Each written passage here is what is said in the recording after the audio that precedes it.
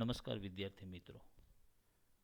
ધોરણ 12 વાણિજ્ય પત્ર વ્યવહાર અને સેક્રેટરીયલ પ્રેક્ટિસ વિષયમાં આપણે વાણિજ્ય પત્ર વ્યવહાર વિભાગમાં બીજો પાઠ વિશે અભ્યાસ કરશું. બીજા પાઠમાં સરકારી વિભાગો, જાહેર ઉપયોગી સેવાઓ તથા સ્થાનિક સંસ્થાઓ સાથેનો પત્ર વ્યવહાર વિશે માહિતી મેળવશું. બોર્ડની પરીક્ષામાં આ પાઠમાંથી સેક્શન એફમાં પ્રશ્ન પૂછે અને સેક્શન એ, બી અથવા તો સીમાંથી પ્રશ્નો પૂછાઈ શકે છે. ચાલો આપણે શરૂઆત કરીએ. તો આપણે આ પાઠમાં 3 વિભાગોના પત્રો ભણવાના છે. એક તો સરકારી વિભાગો સાથેનો પત્ર વ્યવહાર ભણવાનો છે. આ ઉપરાંત આપણે જાહેર ઉપયોગી સેવાઓ અંગેનો પત્ર વ્યવહાર ભણવાનો છે અને સ્થાનિક સંસ્થાઓ સાથેનો પત્ર વ્યવહાર ભણવાનો છે. શરૂઆત કરીએ તો સરકારી વિભાગો સાથેનો પત્ર વ્યવહાર.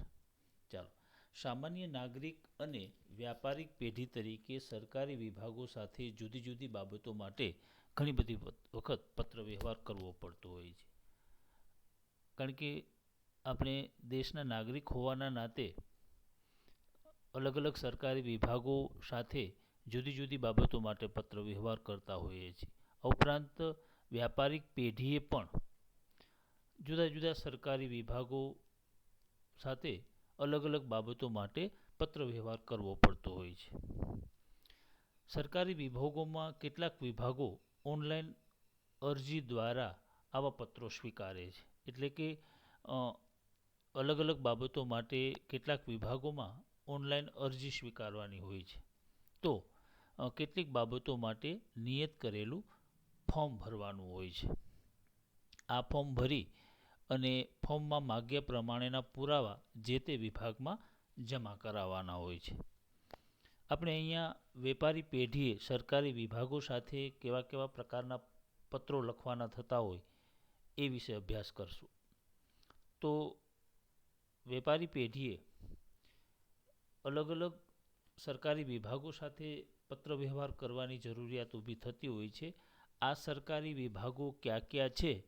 તો તાર ટપાલ વિભાગ સાથે, ટેલિફોન વિભાગ સાથે, રેલવે પાર્સલ વિભાગ સાથે, કસ્ટમ અને આયાત નિકાસ વિભાગ સાથે, વેચાણ વેરા અને આવકવેરા વિભાગ સાથે. આમ સરકારના જુદા જુદા વિભાગો સાથે વ્યાપારિક પેઢીએ જુદી જુદી બાબતો માટે પત્ર વ્યવહાર કરવાનો થતો હોય છે.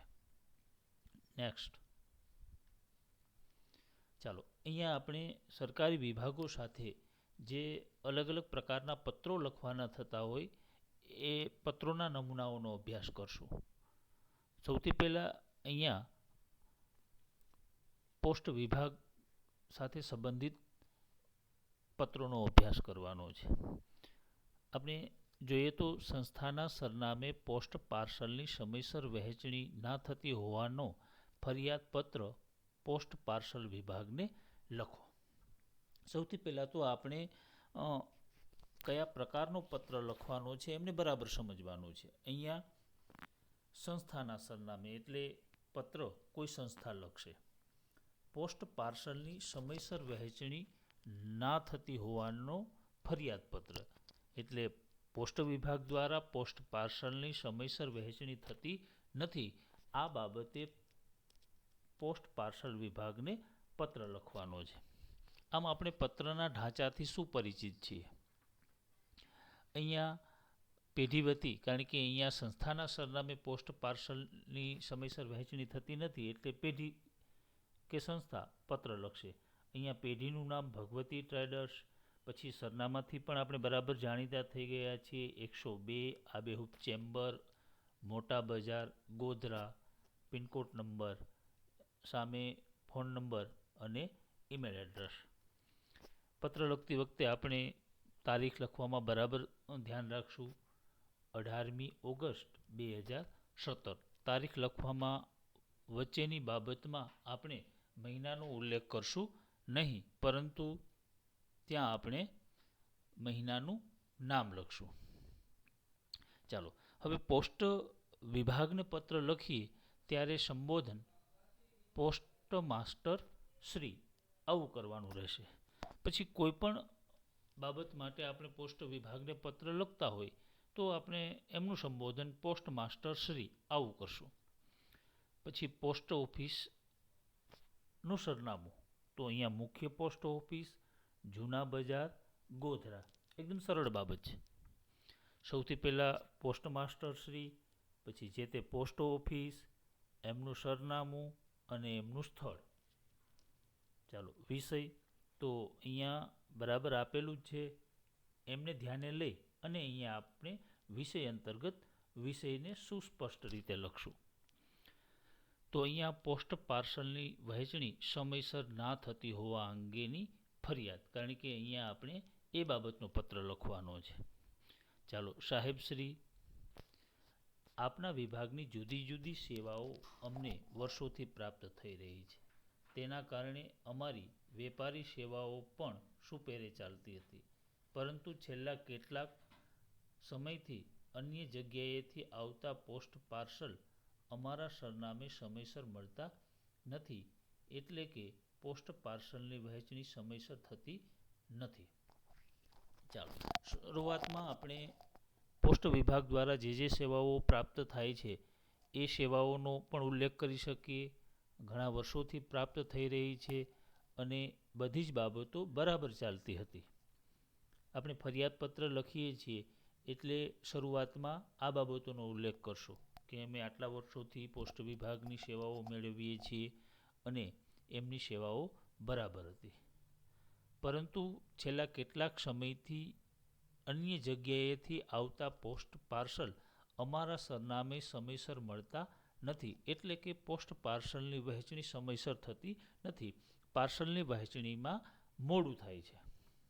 અત્યાર સુધી બરાબર હતું, પરંતુ છેલ્લા કેટલાક સમયથી અન્ય જગ્યાએથી જે પોસ્ટ પાર્સલ આવે છે એ સમયસર વહેંચણી થતા નથી અથવા તો સંસ્થાને સમયસર મળતા નથી. ચાલો, ત્યાર પછી નેક્સ્ટ પેરેગ્રાફમાં સમયસર પોસ્ટ પાર્સલ ન મળવાને કારણે કઈ કઈ અસુવિધાઓ ઊભી થાય છે એ બાબતનો ઉલ્લેખ આપણે બીજા પેરેગ્રાફમાં કરશું. આ કારણે અમારા વ્યાપારિક વ્યવહારો ખોરવાઈ જાય છે. માલ સામાન સમયસર મળતો નથી અને તેને સંલગ્ન નિર્ણયો લેવામાં પણ વિલંબ થાય છે, કારણ કે સમયસર પાર્સલો પ્રાપ્ત થતા નથી એટલે વ્યાપારિક વ્યવહારો છે એ ખોરવાઈ જાય, માલ સામાન સમયસર ન મળે અને એ અંગે જે નિર્ણયો લેવાના હોય એ પણ વિલંબથી લેવાય.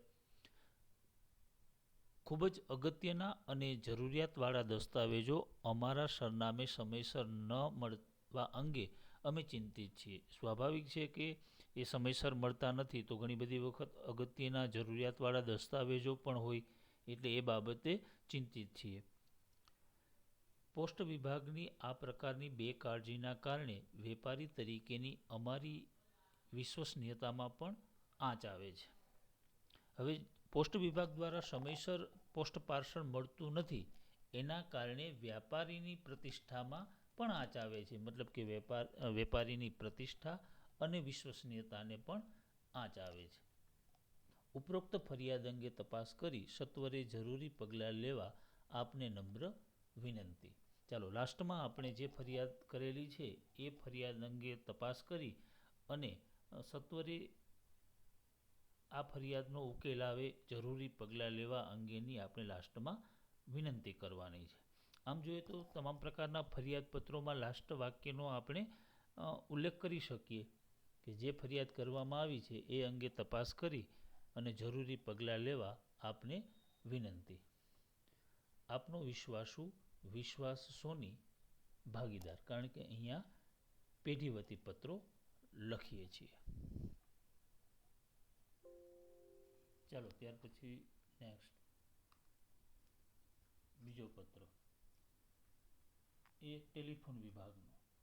ટેલિફોન વિભાગમાં બહાર ગામના કોલ્સ એસટીડી અંગેની માહિતી મોકલવાની વિનંતી કરતો પત્ર. ચાલો, એટલે ટેલિફોન દ્વારા થયેલા એસટીડી કોલ અંગેની માહિતી અંગેનો પત્ર લખવામાં આવે છે. અહીંયા જાગૃતિ શિક્ષણ સંકુલ, station road, Modasa, telephone number, email address જે આપણે બરાબર જાણીએ છીએ. 25મી ઓગસ્ટ 2017ના રોજ પત્ર લખવામાં આવે છે. જેવી રીતે આપણે અગાઉના પત્રમાં જોયું કે પોસ્ટ વિભાગના તમામ પત્રો પોસ્ટ માસ્ટર શ્રીને સંબોધીને લખવાના હતા, એવી જ રીતે અહીંયા ટેલિફોન વિભાગના પત્રો સર્કલ ઓફિસર શ્રીને સંબોધીને લખવાના છે. સર્કલ ઓફિસર શ્રી, BSNL, પછી મોતીપુરા અને મોડાસા. ચાલો, હોદ્દો, કંપની, સ્થળ અને શહેર. વિષય તો ટેલિફોન બિલમાં બહાર ગામના કોલ્સ STD અંગેની માહિતી મોકલવા બાબત અથવા તો મોકલવા અંગે. ચાલો, અહીંયા આમ પણ એ જ બરાબર છે. સાહેબશ્રી, BSNL. BSNLનું આખું નામ પણ આપણે બરાબર ધ્યાનમાં રાખવાનું છે. BSNL ભારત સંચાર નિગમ લિમિટેડ. BSNL મોડાસા દ્વારા આપવામાં આવતી જુદી જુદી સેવાઓનો અમે ગ્રાહક તરીકે ઘણા વર્ષોથી લાભ લઈએ છીએ અને જેની અમે કદર કરીએ છીએ. અથવા તો આપણે એવું પણ લખી શકીએ કે છેલ્લા ઘણા સમયથી અથવા તો આટલા વર્ષોથી અમે BSNLના આ નંબરના ગ્રાહક છીએ. હાલ અમે અમારા સંકુલમાં 2 ટેલિફોન કનેક્શન ધરાવીએ છીએ, જેના નંબરો આપણે કોઈ પણ XYZ નંબરનો ત્યાં ઉલ્લેખ કરી દેશું. એ 6 થી 7 આંકડાના લખવાના રહેશે. અહીંયા 2 ટેલિફોન કનેક્શન ધરાવે છે એટલે આપણે પત્રમાં 2 નંબરોનો ઉલ્લેખ, અલગ અલગ નંબરોનો ઉલ્લેખ કરશું. બંને લાઈનો પર અમે બહાર ગામના કોલ એટલે કે STD કોલ કરવાની સગવડતા મેળવેલી છે. ચાલો, જાગૃતિ શિક્ષણ સંકુલ 2 કનેક્શન ધરાવે છે, એમના નંબરો પણ લખેલા છે અને બહાર ગામના કોલ્સની સુવિધાઓ પણ બંને કનેક્શનો પર ધરાવે છે. ઉપરોક્ત બંને નંબરો એટલે પાછા આપણે ફરીથી એ જ નંબરો લખવાના છે જે આપણે અગાઉ ઉલ્લેખ કરેલો છે. ઉપરથી કરવામાં આવતા બહાર ગામના કોલ્સની યાદી અમારા ટેલિફોનના નિયમિત બિલ સાથે મોકલવા વિનંતી. ચાલો, અહીંયા એમના માટે તો એમણે પત્ર લખેલો છે કે અહીંથી આ બંને નંબર ઉપરથી કરવામાં આવતા બહાર ગામના કોલ્સની યાદી એ ટેલિફોન બિલ સાથે આપવા વિનંતી, જેનાથી અમારી પાસે આ અંગે રેકોર્ડ રહે કે કયા કયા વ્યક્તિઓને ક્યારે ફોન કરવામાં આવેલા હતા. જાગૃતિ શિક્ષણ સંકુલના આંતરિક વ્યવસ્થાના ભાગરૂપે પણ જરૂરી હોય તેનો સત્વરે અમલ કરવા વિનંતી. એટલે કે ટેલિફોન બિલ સાથે બહાર ગામના કોલ્સ અંગેની વિગતો પણ ટૂંક સમયમાં જ સત્વરે અમલ થાય એવી વિનંતીનો સૂર લાસ્ટમાં રજૂ કરવાનો છે. આભાર. આપનો વિશ્વાસુ. પછી મોતીભાઈ ચૌધરી. હવે અહીંયા સંસ્થા વતી લખે છે એટલે એમનો હોદ્દો વહીવટી પ્રબંધક. આપણે ઘણી બધી વખત લાસ્ટમાં સમાપન લખવામાં ઘણી બધી વખત ઉતાવળ કરતા હોઈએ છીએ. આપણે બરાબર ધ્યાનમાં રાખવાનું છે કે કોણ પત્ર લખે છે એ બાબતને ધ્યાનમાં રાખી અને અહીંયા સમાપન કરવાનું છે.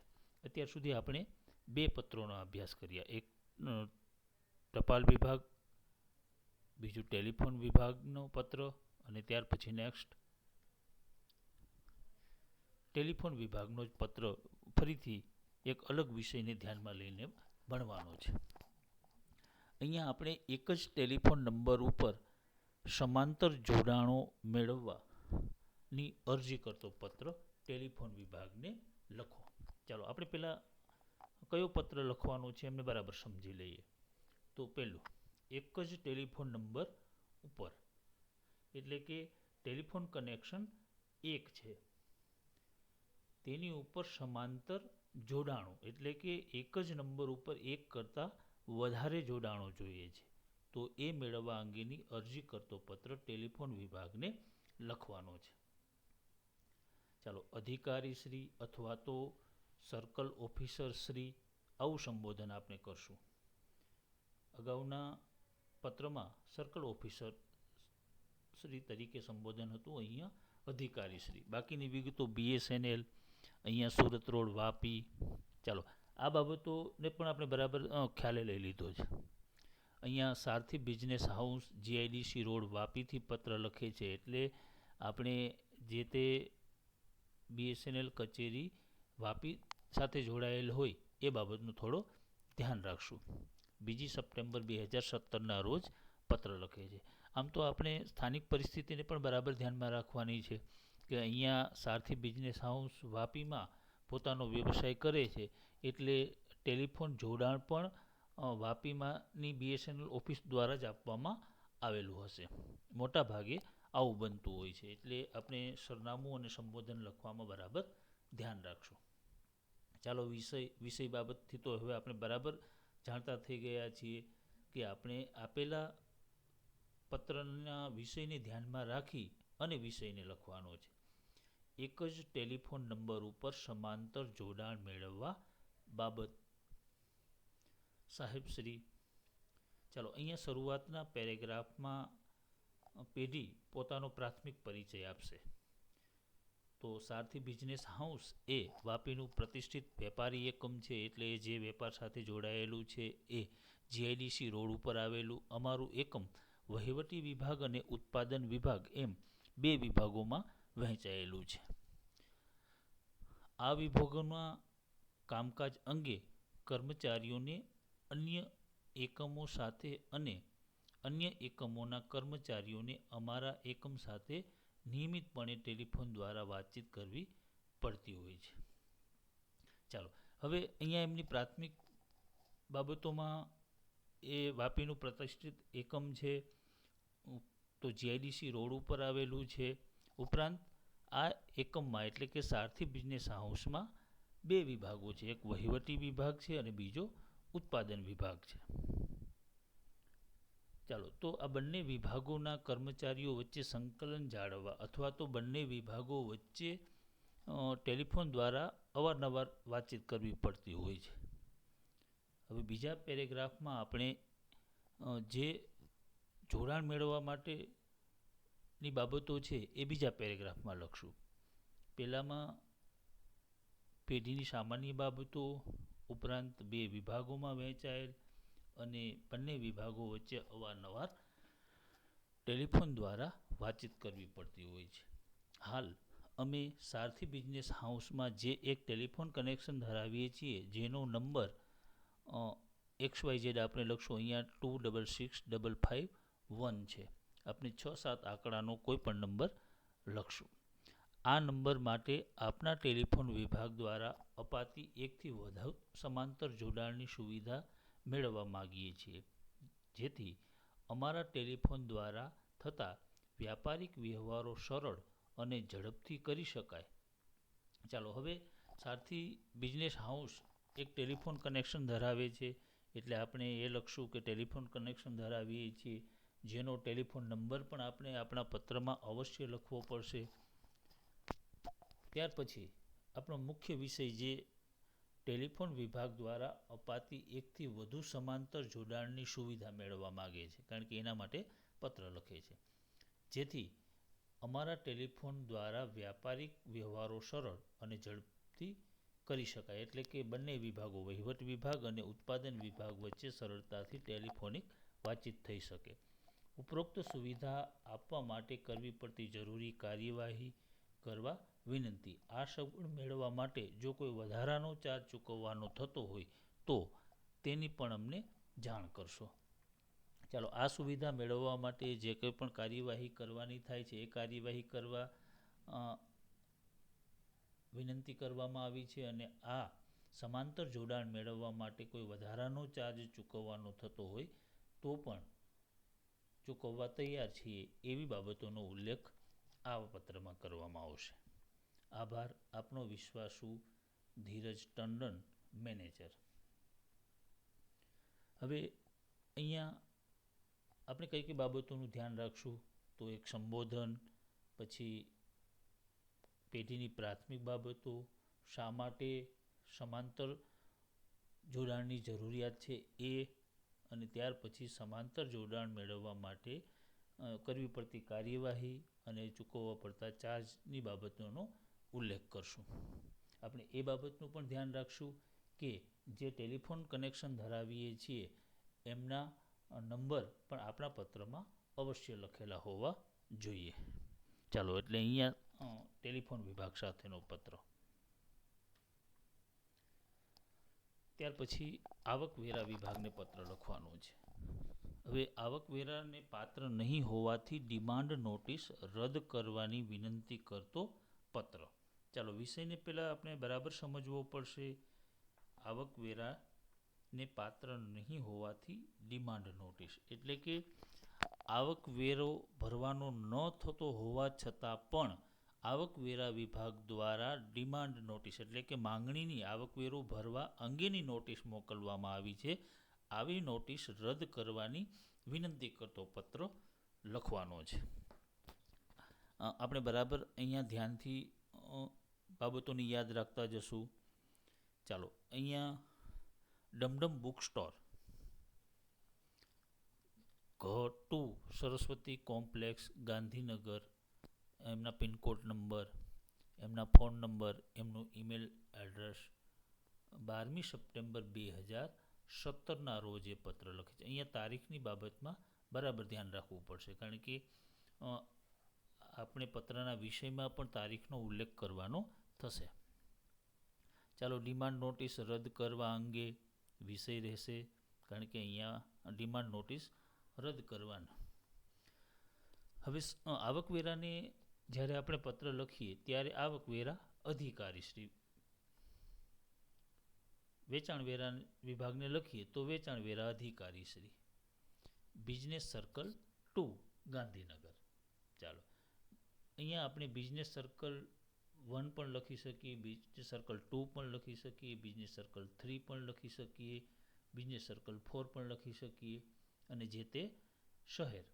પણ અહીંયા એ બાબતનું ખાસ ધ્યાન રાખશું કે આપણે જે મહાનગરો છે એ મહાનગરોનો જ ઉલ્લેખ કરશું. કોઈ નાના કસ્બા કે નાના શહેરનો ઉલ્લેખ કરશું નહીં, કારણ કે મોટા ભાગે આવકવેરાની કચેરીઓ મહાનગરોમાં આવેલી છે. એટલે ગાંધીનગર, અમદાવાદ, સુરત, રાજકોટ આવા કોઈ શહેરોનો ઉલ્લેખ કરશું. ચાલો, સાહેબશ્રી, ડમડમ બુક સ્ટોરના નામે છેલ્લા 10 વર્ષથી અમો ગાંધીનગરમાં વેપાર કરી રહ્યા છીએ, કારણ કે એનું સરનામામાં ગાંધીનગર શહેરનો, અહીંયા જે શહેરનો ઉલ્લેખ કરેલો હોય એ અહીંયા આપણે ઉલ્લેખ કરશું. આવકવેરાના કાયદા અનુસાર અમે દર વર્ષે ઇન્કમટેક્સ રિટર્ન પણ ભરીએ છીએ. ચાલો, એટલે ડમડમ બુક સ્ટોર છેલ્લા 10 વર્ષથી પોતાનો વેપાર કરી રહ્યા છે અને દર વર્ષે આવકવેરાના કાયદા અનુસાર ઇન્કમટેક્સ રિટર્ન પણ ભરીએ છીએ, એટલે કે ઇન્કમટેક્સ રિટર્ન ફાઇલ પણ કરે છે, ઇન્કમટેક્સ પણ નિયમિતપણે ભરે છે. ચાલો, આ બાબતને બરાબર ધ્યાનમાં રાખશું. અમારો પાન નંબર એટલે કે પાન કાર્ડ નંબર AEHPM 05707, અહીંયા 10 આંકડાઓ છે એમને બરાબર ધ્યાન રાખવું. પહેલા 5 આંકડાઓ આલ્ફાબેટ છે, ત્યાર પછીના 5 આંકડાઓ નંબરિક છે. આપણે પાન કાર્ડ લખતી વખતે આ આલ્ફાબેટ અને નંબર આ બંને બાબતોને બરાબર ધ્યાને લેખશું. ચાલો, એટલે આપણે આવકવેરા વિભાગને પત્ર લખતા હોય તો આપણે એ પત્રમાં પાન કાર્ડ નંબરનો અવશ્ય ઉલ્લેખ કરવો પડશે, કારણ કે આવકવેરા વિભાગ આપણને પાન કાર્ડથી જ ઓળખે છે. એટલે ક્યારેય પણ ભૂલવાનું નથી કે આપણા પત્રમાં ક્યાંય પાન કાર્ડ નંબરનો ઉલ્લેખ ન હોય, એ અવશ્ય લખવાનો છે. આકારણી વર્ષ એટલે ફાઇનાન્શિયલ વર્ષ 15-16, અહીંયા 2015-2016 એવું આપણે ધ્યાને લેશું. એટલે નાણાકીય વર્ષ 15-16ના આવકવેરા પેટે અમારે હજુ 7,600 ભરવાના થાય છે. તે પ્રકારની ડિમાન્ડ નોટિસ અમને 2 જુલાઈ 2016ના રોજ બજાવવામાં આવી છે. ચાલો, અહીંયા થોડી આપણે ધ્યાન રાખશું કે પત્ર 12મી સપ્ટેમ્બર 2017ના રોજ લખે છે, તો આપણે અહીંયા 2 જુલાઈ 2017ના રોજ બજાવવામાં આવી છે એવું લખશું. હવે અહીંયા ફાઇનાન્શિયલ યર 2015-16નો આવકવેરો હજુ 7,600 ભરવાના છે એવું ડમડમ બુક સ્ટોરને આવકવેરા વિભાગ દ્વારા નોટિસ પાઠવવામાં આવેલી છે અને એ નોટિસ 2 જુલાઈ 2016ના રોજ મળી છે. આ નોટિસ કદાચ શરત ચૂકથી અમને બજાવવામાં આવી હોય તેવું લાગે છે. ગત નાણાકીય વર્ષમાં અમારી આવક અગાઉના વર્ષ કરતાં ઓછી થઈ ગઈ છે, તેથી તેના ઉપર ભરવા પડતા આવકવેરાની રકમ ઓછી થાય તે સ્વાભાવિક છે. ચાલો હવે અહીંયા પત્રમાં એવો આપણે ઉલ્લેખ કરશું કે ગત નાણાકીય વર્ષની જે નોટિસ બજાવવામાં આવી છે એ કદાચ શરત ચૂકથી બજાવવામાં આવી હોય એવું લાગે છે. ગત નાણાકીય વર્ષની અમારી આવક અગાઉના વર્ષ કરતાં ઓછી થઈ છે, તેથી આવકવેરો પણ કેવો ભરવાનો થશે? ઓછી રકમનો ભરવાનો થશે. તેથી અમારે ગયા નાણાકીય વર્ષની ગણતરી કરતાં વધારાના આવકવેરો ભરવાનો થતો નથી. એટલે કે ગત નાણાકીય વર્ષનો જે આવકવેરો ભરેલો છે એ બરાબર ભરેલો છે, વધારાનો આવકવેરો ભરવા પાત્ર થતો નથી. આવક વિભાગ સાથે ફાઇલ કરવામાં આવેલા ઇન્કમટેક્સ રિટર્નની નકલ આ પત્ર સાથે આપના સંદર્ભ માટે બીડેલ છે. એટલે કે જે અમે ઇન્કમટેક્સને હિસાબો રજૂ કરેલા છે એ હિસાબોની ફાઇલ આ પત્ર સાથે સંદર્ભ તરીકે મોકલી આપેલ છે. અમારા દ્વારા રજૂ કરવામાં આવેલા હિસાબો અને ઇન્કમટેક્સ રિટર્નની ચકાસણી કરીને વધારાના આવકવેરાની ડિમાન્ડ કરતી નોટિસ સત્વરે રદ કરવા વિનંતી. લાસ્ટ પેરેગ્રાફમાં આપણે નોટિસ રદ કરવાની બાબતનો ઉલ્લેખ કરશું. એટલે કે અમારા દ્વારા જે બાબતો રજૂ કરવામાં આવી છે, હિસાબો અને ઇન્કમટેક્સ રિટર્નની ચકાસણી કરી અને વધારાના જે 7,600 ભરવા માટેની ડિમાન્ડ નોટિસ બજાવવામાં આવેલી છે એ ડિમાન્ડ કરતી નોટિસ સત્વરે રદ કરવા વિનંતી. આપનો વિશ્વાસુ હર્ષ પટેલ અને ડમડમ બુક સ્ટોરના માલિક. ચાલો હવે એક બીજી બાબત એ ધ્યાનમાં રાખશું કે અહીંયા બિડાણ લખવાનું થશે, કારણ કે અહીંયા આપણે ઉલ્લેખ કરેલો હતો કે ઇન્કમટેક્સ રિટર્નની નકલ આ પત્ર સાથે સંદર્ભ માટે મોકલી આપેલી છે, એટલે બિડાણમાં આપણે લખશું ઇન્કમટેક્સ રિટર્નની નકલ. ચાલો આખા પત્રને આપણે કઈ કઈ બાબતો ખૂબ મહત્ત્વની છે એમની વાત કરી દઈએ. તો એક તો અહીંયા આવકવેરા અધિકારીને સંબોધીને લખશું, ઇન્કમટેક્સ દ્વારા આપવામાં આવેલા આવકવેરા વિભાગ દ્વારા આપવામાં આવેલા પાન કાર્ડનો ઉલ્લેખ કરશું, કયા નાણાકીય વર્ષના આવકવેરાની નોટિસ મળેલી છે એમનો ઉલ્લેખ કરશું અને એ ઉપરાંત બિડાણ લખવાની બાબતને બરાબર ધ્યાને રાખશું. આટલી બાબતો આપણે આવકવેરા પાત્ર નહીં હોવાથી ડિમાન્ડ નોટિસ રદ કરવાની વિનંતી કરતો પત્ર લખતી વખતે રાખશું. નેક્સ્ટ ચાલો ત્યાર પછી નિકાસ પરવાનો મેળવવા અંગેનો પત્ર. પરવાનો એટલે મંજૂરી. ચીજ વસ્તુની નિકાસ કરવા માટે નિકાસ પરવાનો મેળવવો છે તો આ અંગેનો પત્ર લખવાનો છે. અહીંયા quality mission house, plot number 17, GIDC Gadhada road, Bhavnagar, એમના પિનકોડ નંબર, ઈમેલ એડ્રેસ, એમની વેબસાઇટ, એમના ફોન નંબર અને 18મી સપ્ટેમ્બર 2017. ચાલો હવે અહીંયા આયાત પરવાનો કે નિકાસ પરવાનો મેળવવાનો હોય તો the joint director general of foreign trade એમને સંબોધીને પત્ર લખવાનો છે. ઘણી બધી વખત વિકલ્પવાળા પ્રશ્નોમાં અને 1 માર્ક્સના પ્રશ્નોમાં એવું પૂછે કે નિકાસ પરવાનો મેળવવા કોને સંબોધીને પત્ર લખવાનો થશે, તો આપણે બરાબર યાદ રાખશું, the joint director general of foreign trade. ચાલો ready, the joint director general of foreign trade, Bharat સરકાર હસ્તગત અને પુણે. ચાલો નિકાસ પરવાનો મેળવવા કોને લખશું, તો the joint director general of foreign trade, Bharat સરકાર પુણે, અને વિષય થશે નિકાસ પરવાનો મેળવવા અંગે, IEC કોડ નંબર 1. ચાલો એ import export certificate code number 1 મેળવવા માટેની બાબત છે. માનનીય સાહેબશ્રી, અમે નોટબુક્સ અને પુસ્તકો બનાવવા અને છાપવાના મશીનોના મોટા ઉત્પાદક છીએ. છેલ્લા 10 વર્ષથી સમગ્ર દેશમાં અમારા મશીનો મોટા પાયે વેચાય છે અને દિવસે દિવસે એની માંગ વિદેશમાં પણ વધી રહી છે. અમે અમારા ઉત્પાદનોની વિદેશમાં નિકાસ કરવાની ઈચ્છા ધરાવીએ છીએ. તેના માટે નિકાસનો પરવાનો આપની પાસેથી મેળવવાનો હોય છે.